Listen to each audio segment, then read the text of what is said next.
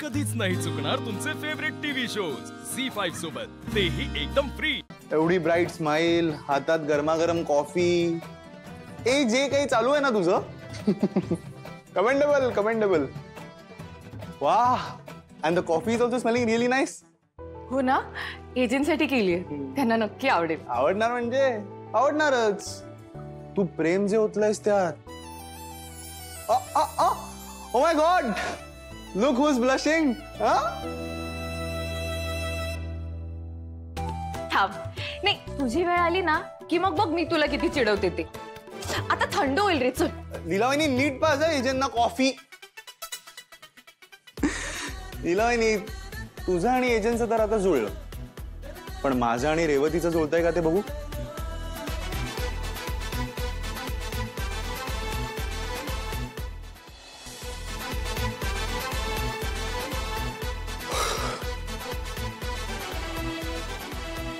हाय रेवती, मी तुला भेटायला आलोय। नाही, मजा नाही।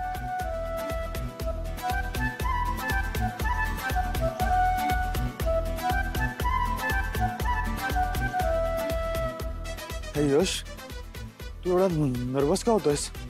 Come on, be confident. हाँ, आणि तसंही रेवती काय लीला वहिनीचीच बहीण आहे ना, तर ती पण तिच्यासारखीच असणार, एकदम चिल। हाँ, चल, come on, be confident, you can do it. हाँ, तू काय मास्टर्स केलंयस, एरा गेरा नाहीयेस तू, आणि तसे तू इथे काय पहिल्यांदा थोडी आलायस, खूप वेळा येऊन गेलायस ना। हाँ, कम ऑन।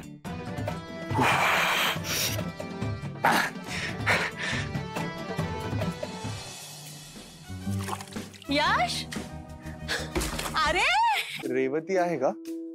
नाही, अरे केकच्या ऑर्डर आले होते ना तिला, खूप त्याच्या डिलिव्हरीसाठी गेली ती। अच्छा, पण झालाय बराच वेळ, आता येण्याची वेळ झालीये।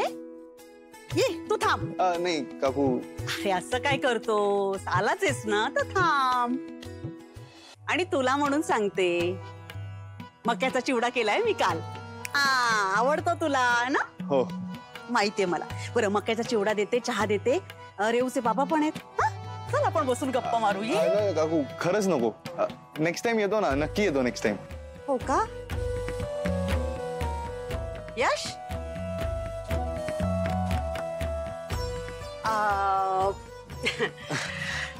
कशासाठी तो इथे आला असं सांगितलं नाहीस? अरे हो हो, विसरलो। काल मी आणि रेवती मार्केटमध्ये गेलो होतो ना, तर आम्ही बेकिंगचं सामान घ्यायला गेलो होतो, तुम्हाला काल म्हणालेलो। हो बरोबर।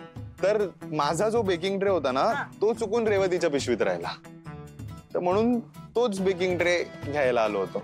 अच्छा, फोन का नाही केलास तिला? अरे हो हो, पण मी म्हणालो की ट्रे घ्यायचाच आहे, उगाच फोन कशाला ना। बरोबर। पण म्हणजे नक्की ट्रे राहिलाय असं आठवतंय? हो हो हो, खरंच राहिलाय ट्रे। हो का? हो। बरोबर, मी बघते। हा,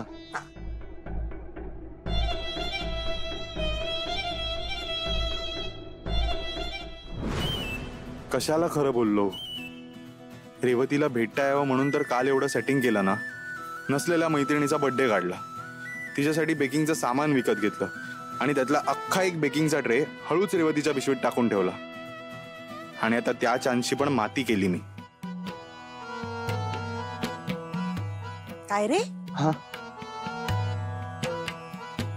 आहे का? हाच ट्रे आहे। चला येऊ आता। येतोस? हो। हे हो, आणि आपण असं केलं तर यंग कपल्सला खास करून टार्गेट करू शकतो। तसंही त्यांना बाहेर खाण्यासाठी फास्ट फूडचे जॉईंट्स हवेच असतात। अल्टिमेटली काय तर या अशा यंग क्राऊडकडून आपल्याला खूप चांगला रिस्पॉन्स मिळेल, राईट? हरकत नाही, तुम्ही तसे लोकेशन्स शॉर्टलिस्ट करा, बेसिक रेकी करा, आणि 2 दिवसांमध्ये आपण पुन्हा कनेक्ट होऊया। सर, ऍक्च्युली आम्हाला थोडा अजून वेळ हवा होता, कारण की मध्ये आम्ही थोडा आउट ऑफ टाउन जाणार आहोत। सॉरी सर, ऍक्च्युली विराज एका कामासाठी आउट ऑफ टाउन आहे। पण मी आहे मुंबई, सो आपण प्रत्यक्ष भेटून मीटिंग करू शकतो. तुम्ही वेळ कळवा. चालेल, मी कळवतो तसं. थँक्यू. दादा मला सांग, तू खरंच नाही येणार आहेस? अरे तू इतका टोकाला का जातोयस दादा? हे बघ, बाबांची इच्छा आहे ना की आपण सगळ्यांनी मिळून फॅमिली हॉलिडेला जायला, आणि मग आपण त्यांच्या इच्छेला मान द्यायला हवा ना. कम ऑन दादा, आता ना तू थोडा ओव्हर रिॲक्ट करतोयस. अरे बाबा फक्त बॅकआउट करायला नाही म्हणालेत ना, which is partially correct also. अरे आपण कम्पीट करूयात ना त्यांना. अरे वाह,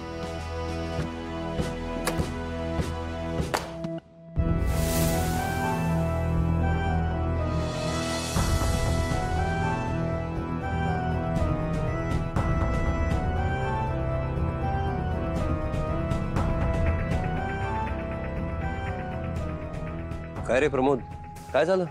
काही नाही रे दादा, जाऊ दे. प्रमोद, हे बघ, तुला काहीतरी बॉदर होतंय हे स्पष्ट दिसतंय. अरे काय झालं, बोल ना, काय झालंय? दादा, कधीतरी फॅमिलीचा विचार करण्याऐवजी आपण जर स्वतःच्या प्रगतीचा विचार केला तर काही चुकीचं असतं का रे? अरे पण झालंय काय?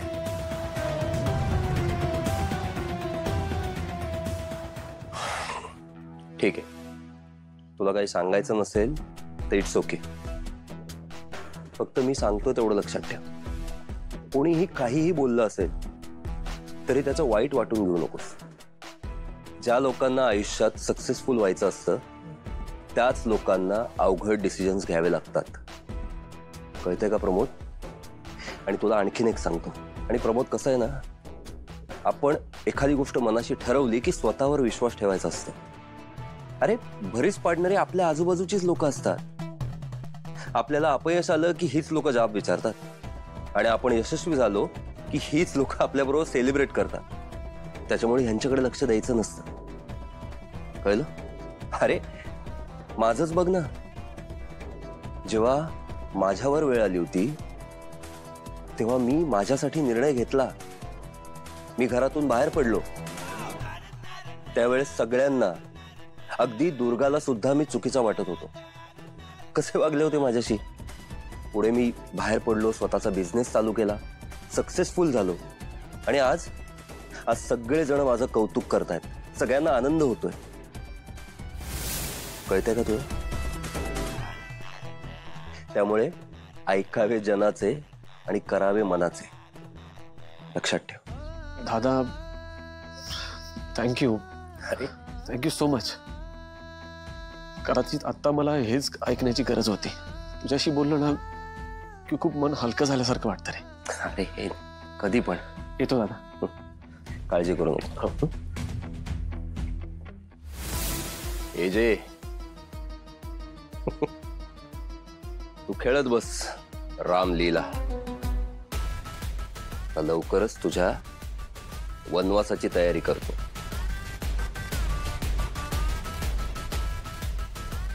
प्रभू राम निघाले वनवासा, तुझ्या विन जीव लागेल कैसा. ओढ लागली सहवासाची, सवय करूया विरहाची. झी5 ॲप डाउनलोड करा आणि पहा सर्व एपिसोड्स एकदम फ्री.